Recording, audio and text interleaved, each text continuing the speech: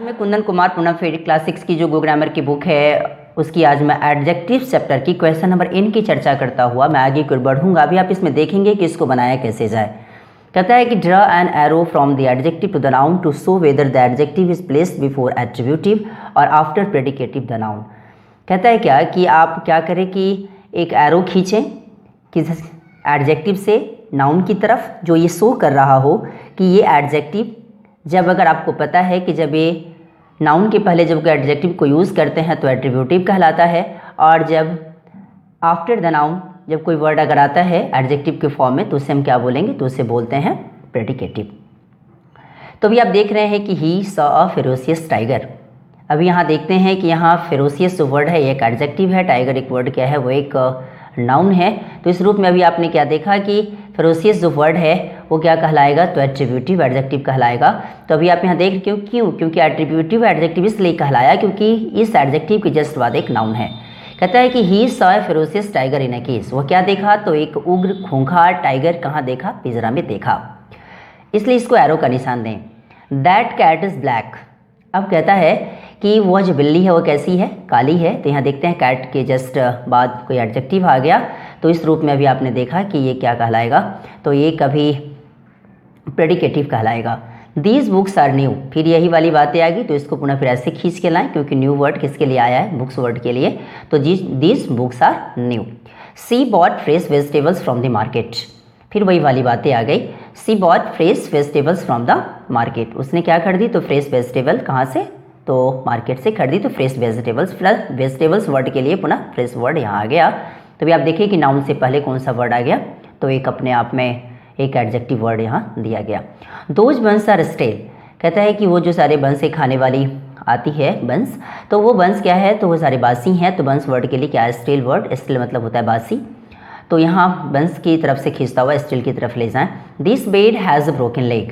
कहता है कि यह जो बेड है उसकी कैसे लेग हैं, टूटे हुए लेग हैं। तो यहाँ ब्रोकन वर्ड किसके लिए आया, बेड के लिए आया।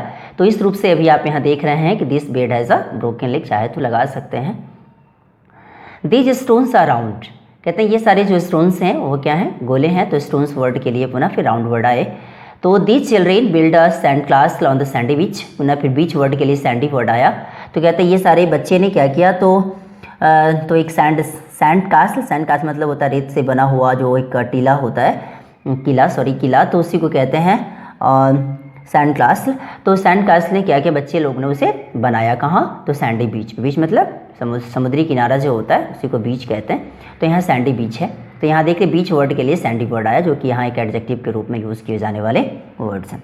That teacher is strict. कहता है वो जो टीचर है कैसे, बहुत ही स्ट्रिक्ट हैं, बहुत ही कठोर हैं। तो अभी आप यहाँ देख रहे हैं कि यहाँ टीचर वर्ड के लिए कौन सा वर्ड एडजेक्टिव आया, strict. My bicycle is red. कहता है मेरी जो बाइसिकल है वो क्या है, तो लाल है। इस रूप से अभी आप देखिए इन नंबर क्वेश्चन को बनाते हुए पुनः फिर मैं ओ नंबर क्वेश्चन पे चलता हूँ। मैं ओ नंबर क्वेश्चन पे आता हूँ कि read at the sentences using the correct degree of the adjectives given in the brackets. कहता है क्या कि सही रूप से पुनः फिर सेंटेंस को लिखें, सही रूप से एक एडजेक्टिव्स की जो डिग्री है उसकी सहायता से, और प्रत्येक सेंटेंस में एक एडजेक्टिव आपको दिया गया है ब्रैकेट के अंदर। कहता है क्या कि she is the smart girl in her class. अब आपको पता होना चाहिए कि द के बाद आने वाला कोई भी डिग्री अगर जाएगा तो सुपरलेटिव डिग्री जाएगा। तभी आप यहाँ देख रहे हैं तो इसने बताया कि she is the smartest girl in her class. वह जो लड़की है वो अपने क्लास में सबसे स्मार्ट गर्ल है।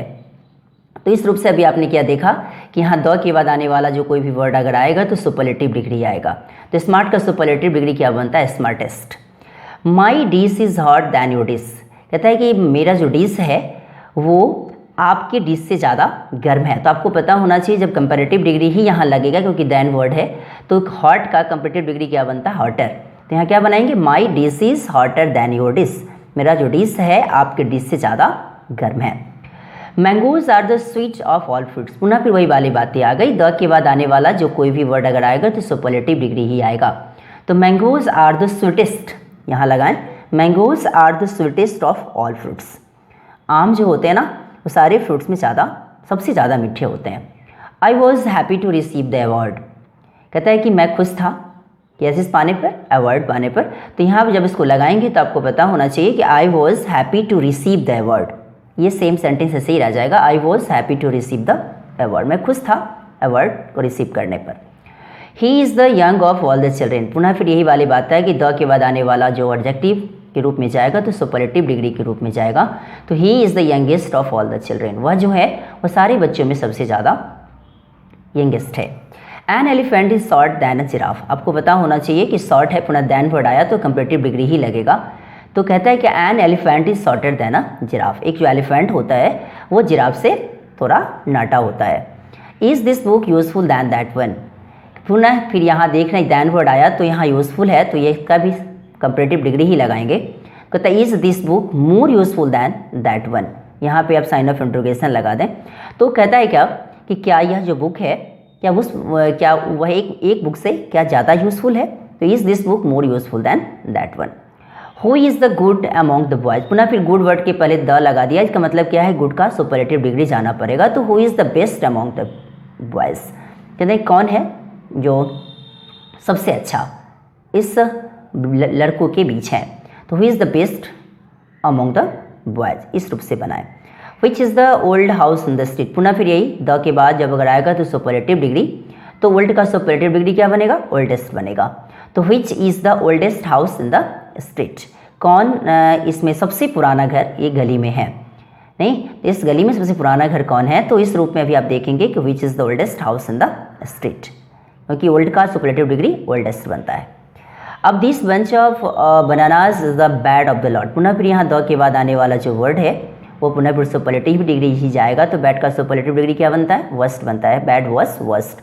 कहता है कि यह जो बनाना की जो है जो गुच्छा है वो क्या है, ये सारे के बीच सबसे ज़्यादा खराब है। तो this bunch of bananas is the worst of the lot, इस रूप से लगाएं। The tsunami is the terrible of all natural disaster, पुनः फिर अब यहाँ आ गया टेरिबल जो वर्ड है तो उसके पहले द लगा दिया, इसका मतलब क्या है कि सुपरलेटिव डिग्री ही आएगा। तो the tsunami is the most terrible of all natural disasters, कहता है ये सुनामी जो होता है ना ये सबसे ज़्यादा, जितने सारे जो नेचुरल डिजास्टर्स होते हैं ये नेचुरल डिजास्टर सबसे ज़्यादा भयावह, सबसे ज़्यादा खतरनाक होता है। तो यहाँ मोस्ट टेरिबल लगाएंगे, टेरिबल का जब अगर सुपरलेटिव डिग्री बनाएंगे तो क्या बनेगा, most terrible. Formative assessment is dash than summative assessment, पुनः फिर इजी के बाद दैन वर्ड आया तो इसका मतलब क्या है कि सुपरलेटिव डिग्री ही जाएगा। तो इस रूप में जब इसको बनाएंगे तो कैसे बनाएंगे, तो formative assessment is easier than summative assessment, easy का जब कंपेरेटिव डिग्री लगाएंगे तो क्या बनेगा, ईजियर बनेगा।